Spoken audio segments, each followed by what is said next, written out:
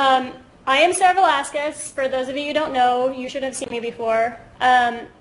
So this is our monthly seminar. It's usually on the first Thursday of the month, but we have changed it this month to accommodate our speaker, which we're very excited to have. I have one piece of business, well, two pieces of business before we get started.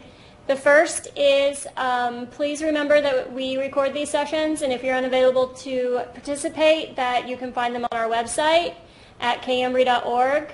We also have a Facebook page, Instagram, LinkedIn, and YouTube, so please check all those out. You can find all the links on our website. And the second piece of business is that you all should know about the symposium coming up in January. And we're getting sweatshirts again this year.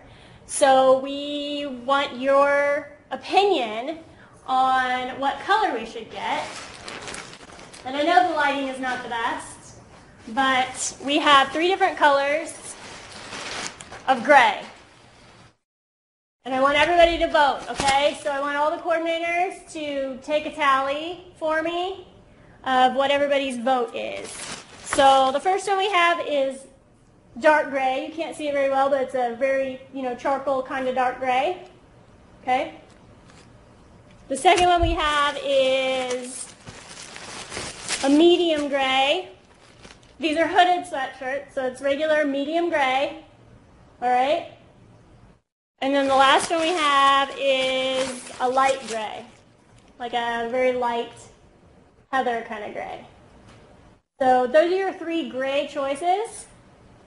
And we'd like to know which ones you guys like best. So you can either tell me now, or you can let your coordinator know and they can tell me. So your decision. How about, Sarah, we have them put their comment on their evaluation sheet? That would be perfect. That would be awesome. So if everybody just write it down at the bottom of your evaluation or on the back of your evaluation or something, that'd be great.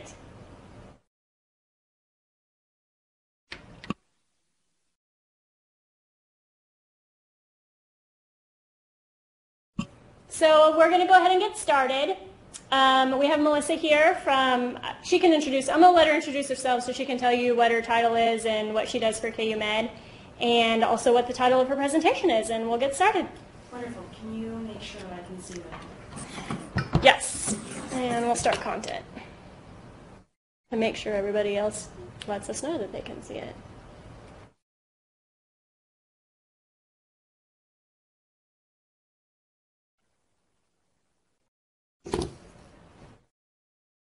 And why is that? That's all right. First of all, I went to sleep. Oh. Second of all,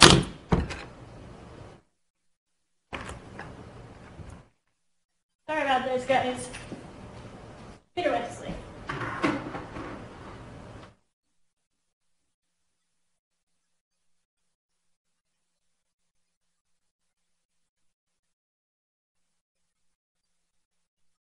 There we go. All right, can everyone see the screen? Can anyone hear me? You guys hear us? Yes, we can hear you. Okay. Yes, we can. Can you see her screen, the content for your services? Yeah. Great. Well, first of all, let me introduce myself. My name is Melissa McClung, and I'm the Career Development Specialist here at KU Medical Center, and I serve all of the students in our schools of medicine, nursing, and health professions, as well as our medical residents and our postdoctoral fellows. So that is the group that I currently serve, and I was asked to come in today and speak about dressing for success. I am excited to talk about this topic. It's something that's really exciting for me and something that I hope that everyone will get a lot out of. One of the things that you may need while we're going through this presentation is some of the URLs, and I can send all of those to Sarah after this presentation so you can all have access to the information that I'm sharing with you, and that way we can all use this going forward. I'm going to go ahead and talk a little bit today about etiquette when it comes to dressing in a professional environment, whether that be an interview environment, presenting at a conference, attending work, being in the lab, being at school. Any of those environments are what I'm going to be calling the professional environments. These environments might also include times where you're spending time with colleagues. So any time where your event might have an impact on your career now or in the future is considered a professional event.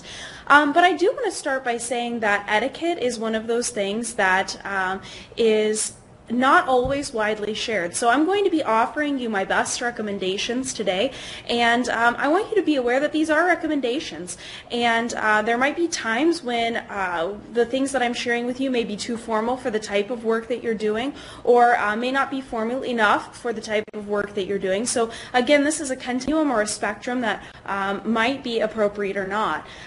You can find more information about the KUMC Career Services and what I do at my website here, and I'll also be posting a lot of this information in the resources for students section. I realize that not all of you are students, but that's what that's called, so you can always find that information there. But I decided to put most of this information today on Pinterest because I think Pinterest is a really good way of organizing images and information.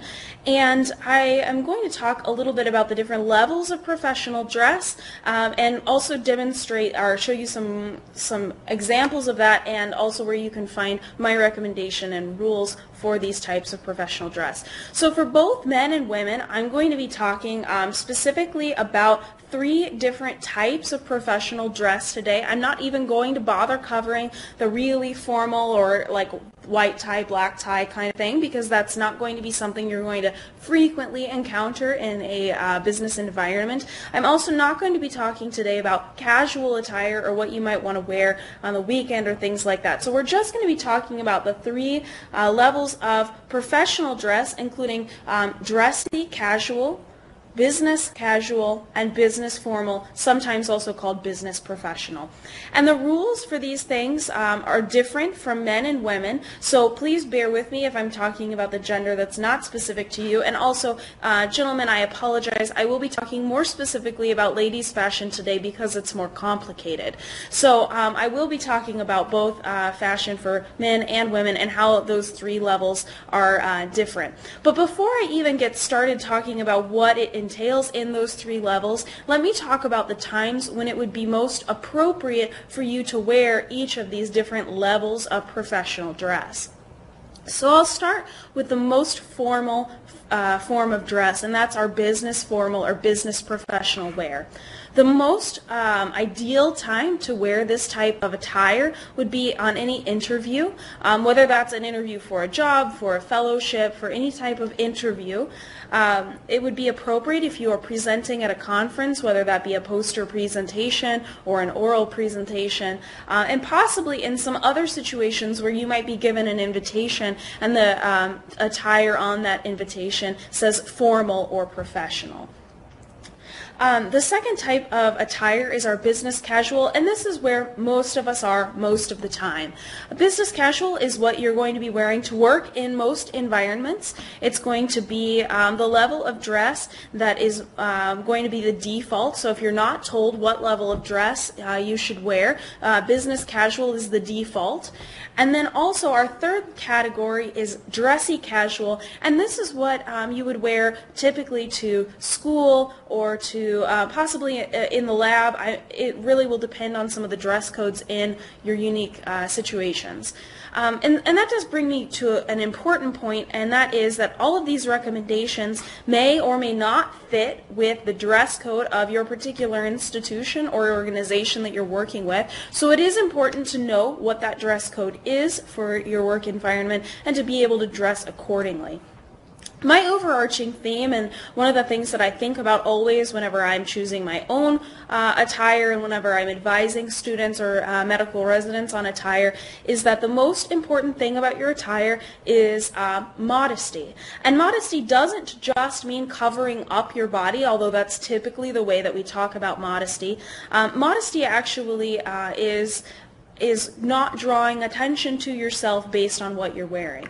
That doesn't mean that you can't wear things that are attractive or that make your body look good, but again, modesty is about not drawing attention to what you're wearing and allowing your actions, what you're saying, all of those things to be the forefront or the focus of what it is that you're talking about. I have never done a presentation this way through Polycom, so I'm going to pause for a moment because I think there might be a slight delay, and I'll open it up for any questions that we might have about the content thus far.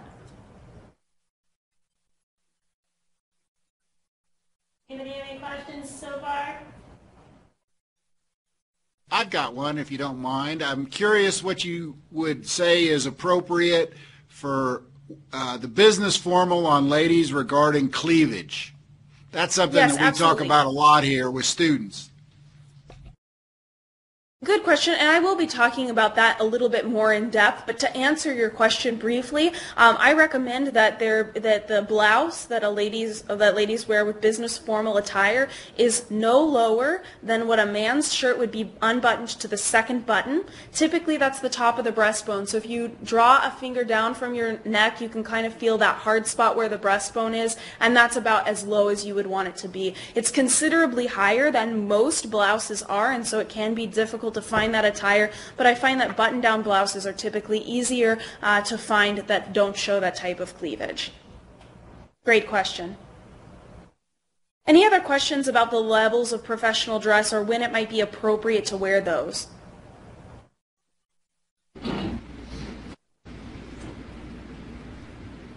All right, if not, I'm going to go ahead and get started, and I'm going to go through each of these. We'll first go through the ladies' attire, and then we'll go through men's attire. The first is business formal for ladies.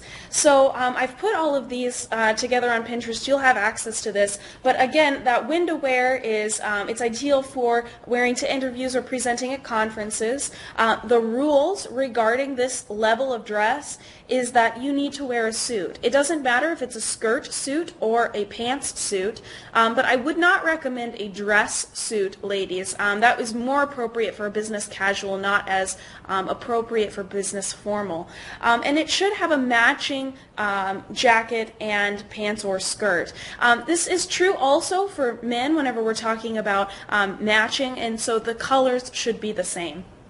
Pants, if they're worn for ladies, should be full-length pants. Crop pants are not appropriate for business formal dress. Skirts, if worn, should be at least knee length. What you're really looking for when we're talking about the length of a skirt, especially for business formal, is that whenever you sit down, the material caps your knee or goes below your knee. What that does is that means that if you cross your legs for whatever reason, no one can see up your skirt, which is exceptionally important when we're talking about business formal attire.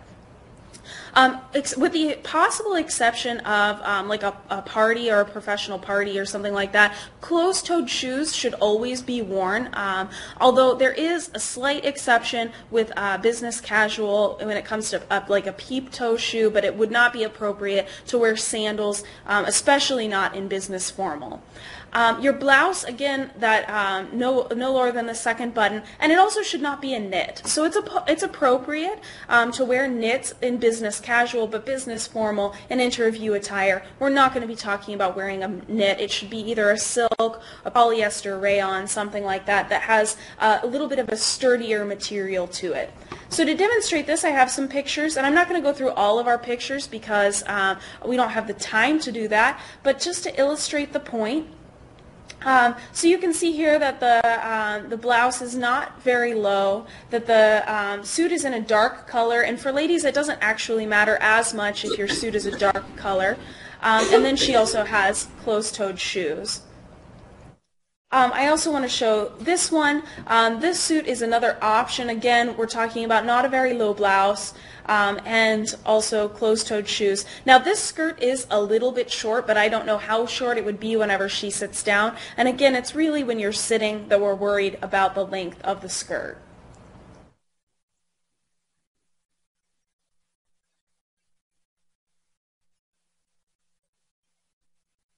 So now I'm going to talk about ladies' business casual attire. Again, this is going to be what you're going to be wearing in most work environments. And again, this is going to be the default. So if you're not told what you should be wearing, this is what you should be wearing.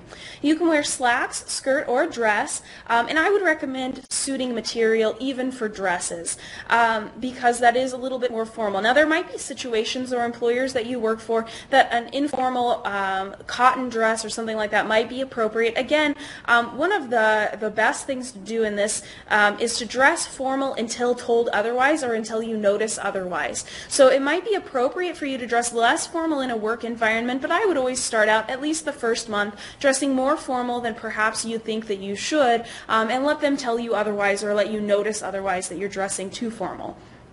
I always recommend the use of completer pieces whenever we're talking about business casual, which means cardigans or blazers, because that makes it appear more formal even if you're wearing a knit or something that would be considered less formal.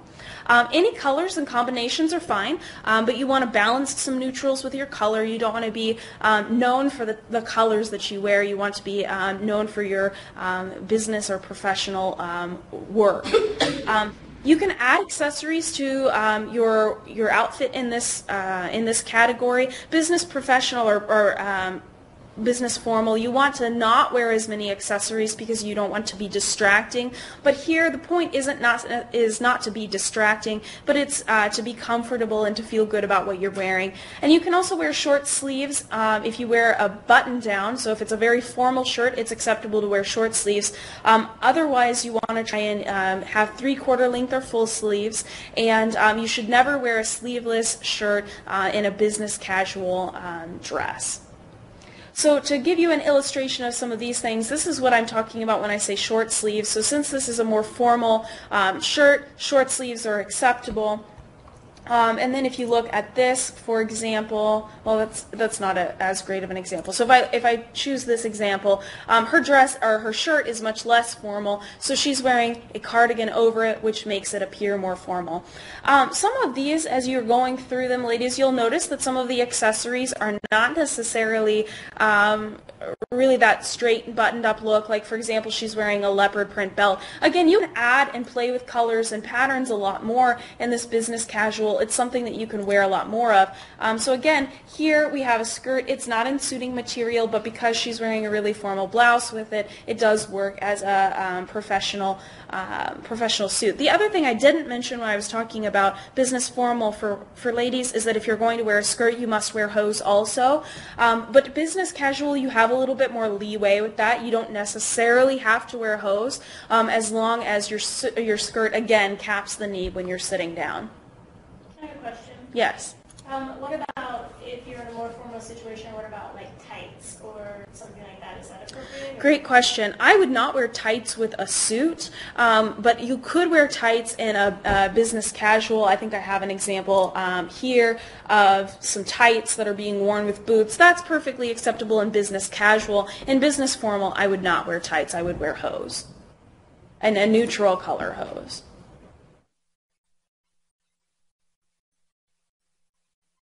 And then finally, the last section that I'm going to talk about today for ladies is the dressy casual. So this is what you're going to be wearing if you have a casual situation. The reason I include this as a level of professional dress is because too often I hear people either complain or I witness situations where the dress is casual, whether that be for class or any other kind of situation, and the person dresses too casually. So they wear workout gear, or they wear jeans and athletic shorts. And again, this is not going to be appropriate in a professional environment unless you're told otherwise or unless you notice otherwise. So when I'm talking about dressy casual, I would talk about things like jeans. Jeans are perfectly allowed to be worn in this dressy casual, though they're not really allowed in the business casual. T-shirts can be worn, but they really need to be worn with either a cardigan or ideally a blazer to make that look a little bit more professional. Athletic shoes are still not appropriate, but you could wear sneakers if they were a polished looking sneaker. You could wear cropped pants here, but you would want to avoid shorts. Sweaters and blouses can be used to dress up jeans. Darker washed jeans are dressier, and accessories can be less formal. So to give some examples of this, for example, it would be appropriate to wear colored jeans in that dressy casual. You can play with this. You can use your accessories. Again, she's got a necklace on that's very informal, some shoes on that are very informal. She's wearing a t-shirt, but again, this would still be a professional looking casual attire. Here again, we have, you can have a little bit of a lower cut blouse, as long as it has some structure to it and it looks good, some jeans, and again, usually closed-toed shoes, but you could get away with an open-toed shoe here.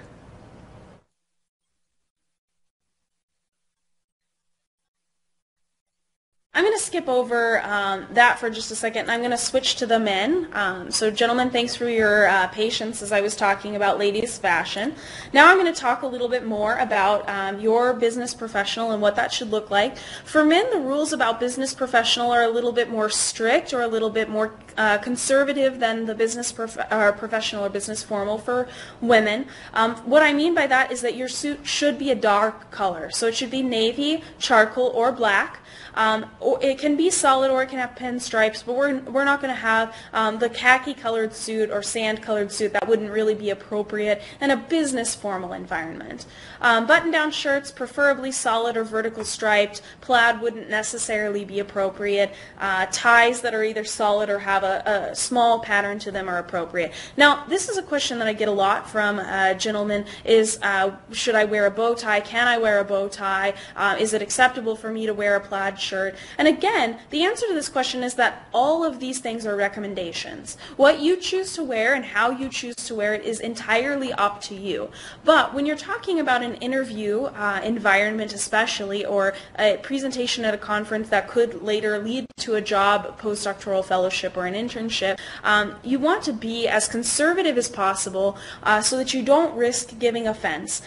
Realistically, the amount of people that take offense to whether or not you wear a bow tie versus a standard tie is going to be pretty slim. The chances of them taking offense to the amount of cleavage that you wear specifically would be a problem. But for men, generally speaking, as long as you are dressed professionally and you look nice, you may have a little bit more latitude in whether or not you wear more patterns or a bow tie. But what I'm sharing with you is the most conservative recommendations. One thing I get questions a lot by gentlemen is whether or not they can wear a brown belt or shoes, and the answer to that question is typically only with a navy suit. Other than that, you should be wearing black shoes and belt. What about a pocket square? Pocket squares are excellent to wear. They can make the suit look more attractive, but they're not necessary, not required. Same thing with vests. You could wear a three-piece suit should you choose to, but again, that wouldn't necessarily be something that you would have to do for a business formal wear. One of the things that is most difficult for men when it comes to the business formal wear is choosing a suit that fits you well. So it may be appropriate for you to have a suit tailored. This is true for women, although typically women's suits come with more tailoring than men's suits do, because it's assumed that most men will have their suits tailored. So just be aware of that, gentlemen, as you're picking your suit. Again, men's business casual, this is going to be that default. It's going to be ideal for wearing to work. Slacks, khakis, or chino pants can be worn. Tops are still most likely button-down tops, and they should be long sleeve. The only exception to that, the short sleeves can be worn if it's a polo or a collared shirt, but typically only during the summer. And then ties are not necessary at this level of dress, and shoes can be more casual, but should still not be sneakers. Athletic shoes are never appropriate to be worn, but business casual, still you want to avoid sneakers.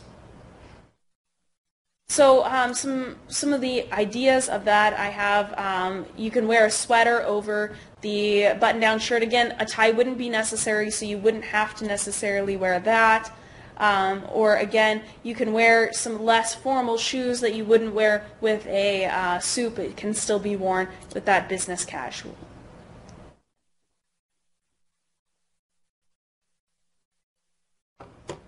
And then the rules on dressy casual, very much the same as ladies. Jeans are perfectly appropriate at this point, but they shouldn't be distressed and they should be worn at your waist. Belts are still preferred and they should match the color of your shoes.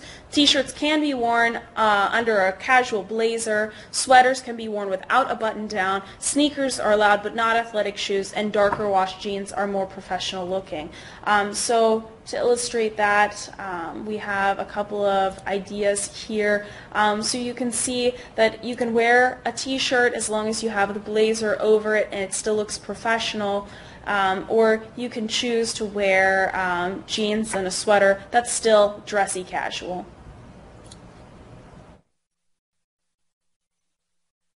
So I'm going to stop there and see what questions people have at this point regarding these types of recommendations.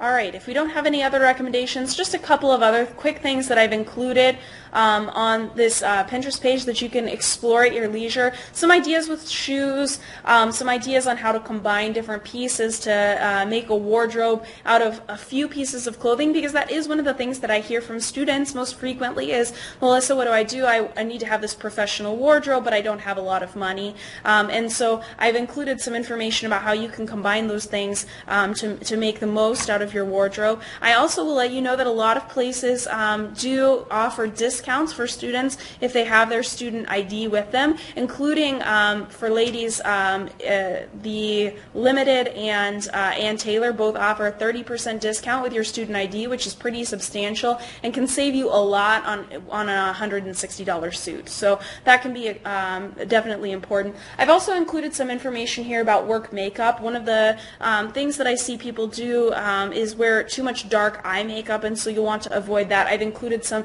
examples of some neutral makeup and neutral nails. Again, you can still use color, you can still demonstrate your personality. The one time you would be wanting to be more conservative is any time that you're going to be wearing business formal. Other than that, your hair, makeup, nails can be just about whatever you feel fits your personality best, but especially in a business formal, we're going to want to be a little bit lighter on the makeup, not wear any distracting colors on the nails, and be careful with the way that we're wearing our hair. The other thing I will mention for both ladies and gentlemen, business formal, it's not appropriate for you to wear perfume or cologne. Especially in an interview setting. I have had way too many interviews where it's been a very small room, there's been an overwhelming amount of scent, and it's been uncomfortable. So I would just recommend that anytime that you're in business formal, you not wear cologne or perfume. Was there anything that you were hoping to get out of this presentation today that I've not yet covered, or any other questions that you might have about dressing for success? Since you mentioned that a lot of these are students that are participating and they might not have a lot of money to go purchase clothing, or might not necessarily have the need for certain clothing often. Right. For example, we have our symposium this January. Is it appropriate if they wear like a jacket to wear it both days? Is that okay? Oh yeah, good question. I can't hear you. Oh, I was asking if it's appropriate to wear, like for the symposium, since students may not have a large wardrobe, if they could wear a jacket both days in a row, the same jacket or something like that, since they might not have a lot of pieces in their wardrobe yet? Absolutely. My only recommendation, again, with that is not to wear the perfume or cologne, because that can stale with time. It doesn't smell as good the second day, so I wouldn't recommend wearing that perfume or cologne with it. And obviously, I would make sure that you wear deodorant. But other than that, yes, it's perfectly fine to wear a jacket both days. What about basics that, like if they're for a woman's wardrobe, since it is a little more diverse? What types of, if they were going to go out and buy something that they just need to have for their wardrobe to be professional, what types of basics would you suggest that they purchase? Okay, so basics for a lady's wardrobe. Some of the things that I would suggest is a nude pair of shoes, so either a ballet flat or a pump, and then a pair of black or gray trousers. I would recommend steering away from, if we're talking about basics, steering away from the more trendy pieces like skinny jeans or skinny pants, and looking more towards the classics, which are the trousers, and a belt, a couple of camis or tank tops, which can heighten the neckline, which allows you to wear additional blouses that you may already have, and at least a black or gray sweater if you can't purchase a blazer, or a black blazer if you can. For gentlemen, I would recommend at least a pair of brown shoes and a belt that are leather looking, a pair of khakis, and at least 1 to 2 button-down shirts, one at least that's a plain color and another that might have a pattern, as well as possibly a sport coat or blazer, and possibly a tie.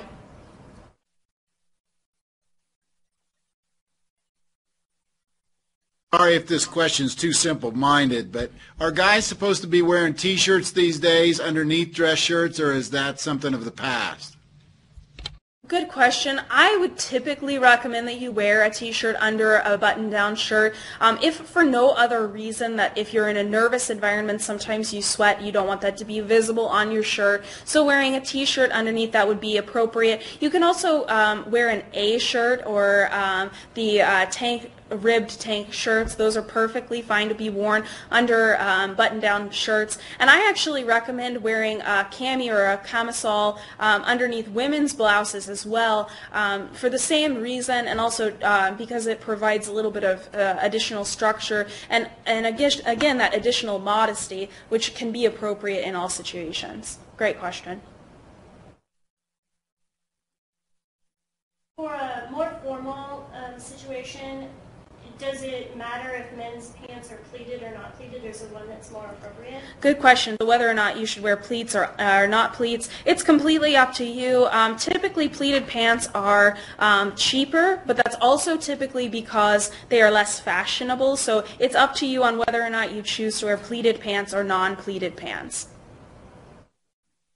I have a question about women's hair. Do you recommend that they wear it down or up?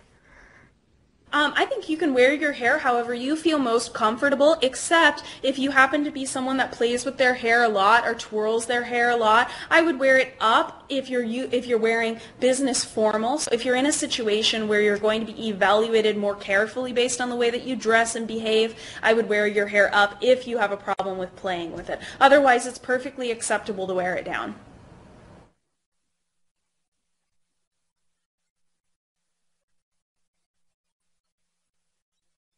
Any other questions? This is your opportunities.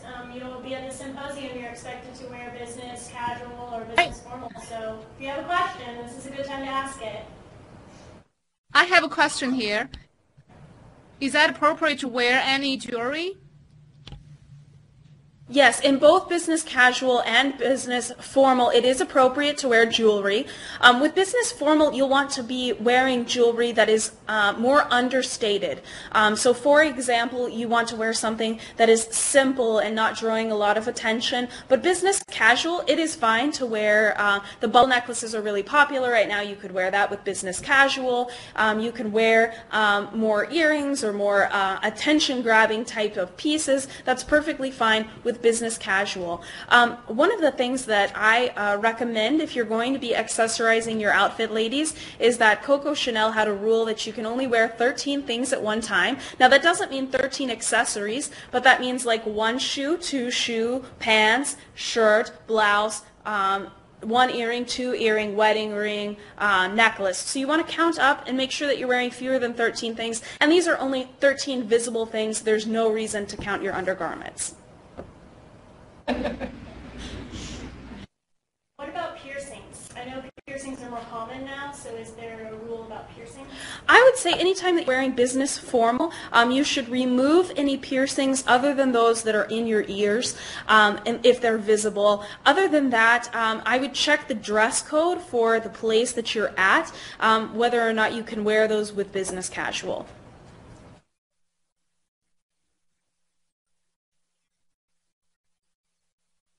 Same goes with tattoos. Actually, it brings up another good point. Business formal and business casual, you'll want to cover any tattoos that are visible. So again, ladies, I know it's pretty popular to have the tattoos on the wrist. If you do, you'll need to wear long sleeves. Richard's have a question. Just speak louder. Okay, so men with long hair, is the best way to just wear it down, or do they ever wear it in a ponytail? I think that's up to you. Again, same rule. If you play with it a lot, I would probably put it in a ponytail. Otherwise, you're welcome to wear it down.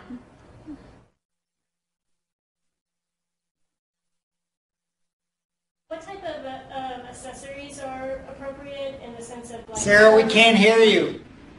What type of accessories are appropriate, such as a purse or a bag?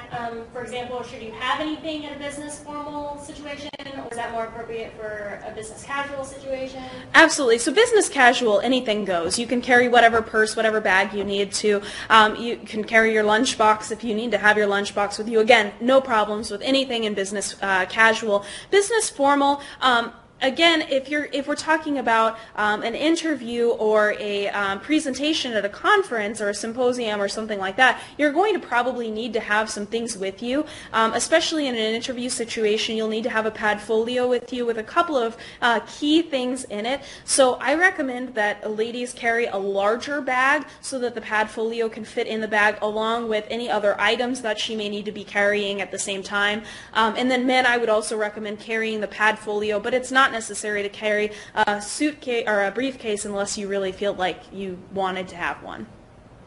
Should these be made out of particular materials or particular colors? I would, again, go with more conservative than not conservative anytime we're talking about business formal. So darker colors, more neutrals, and materials that are a little bit less formal would be things like canvas or something like that. You want to avoid those less formal materials, but anything pleather, leather, anything that looks silk or something like that would be fine to use for a bag in business formal.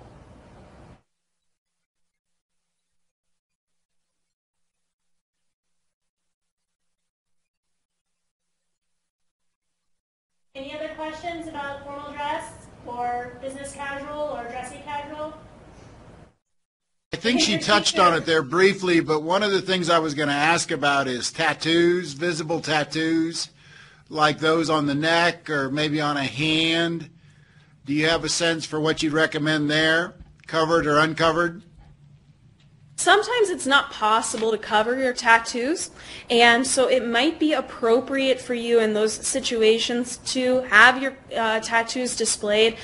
If you're considering getting a tattoo, I would recommend that you always get a tattoo in a place that can be covered by business formal wear. So if you don't currently have it, I wouldn't recommend getting one on your neck or on your hands. But if you do, you don't need to wear gloves to your interview, and you don't need to worry about putting a lot of makeup on your neck or something like that to cover the tattoo. There are some things you simply can't do anything about, and you just leave them the way that they are. I actually have a quick question. How do you feel about wearing like certain brands? Like if your like glasses say Prada, does that give like a bad sign to your interviewer, or is that okay? I don't think that most people pay that close of attention to what brand you're wearing. I personally have brands that I like to wear because the materials look better, but there are also some of the more expensive brands, so I typically buy them on sale. Again, anytime that you can notice a difference in quality between one thing and another, it might be more appropriate, especially when we're talking about business formal, to wear something that has a little bit better quality. For example, you can get a suit at JCPenney that's made by the brand Worthington for much cheaper than you can get if you go to the Limited and buy a suit. However, if you can wait and buy the suit on sale at the Limited, the quality is much better, and it's going to look better, last longer, and be a more professional look for you going forward. The suit you could buy by Worthington at JCPenney.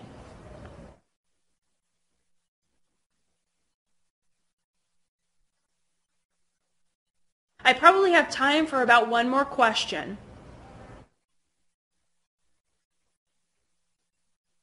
I'll ask it. All right. There's always been that old rule about white shoes after Labor Day. Are there appropriate colors for appropriate seasons still, or is that not an issue? It's not so much an issue, but I wouldn't probably wear either a white suit or white shoes with business formal, just because it does give the appearance of being more casual, but a white shirt would be fine. It really is completely up to you. Those line divisions any longer about the colors, not as necessary. Although sometimes in the summer you can get away with wearing lighter materials, or gentlemen could get away with wearing a sand-colored suit. Again, it really depends on who you're interviewing with, what they care about, and all of those things. I don't know all of the fields that each and every one of you are going into. There are some that are more conservative than others. If you know, for example, that the field you're going into is not as formal, you can be maybe a little bit more lenient with some of these rules and recommendations. But again, I would recommend being more formal until told otherwise. All right, so I will be posting this information. I'll also be sending Sarah the information that she can send out to everyone. But you can find my information at www.kumc.edu/careers. And one of the things I want to point out is you can find the Career Services Office information here, and my phone number and email are here. If you are concerned about what you plan to wear for your symposium, I would love it if you would take a snapshot of that and send it to me at my email address, mmclung@kumc.edu. I am happy to provide feedback on that and let you know what I would recommend that you either change or continue doing well. Thank you. That's an awesome resource that I hope some of these students take advantage of. That would be great. And can everybody thank Melissa for coming and presenting for us, and we expect you to all be smartly dressed at the symposium in January.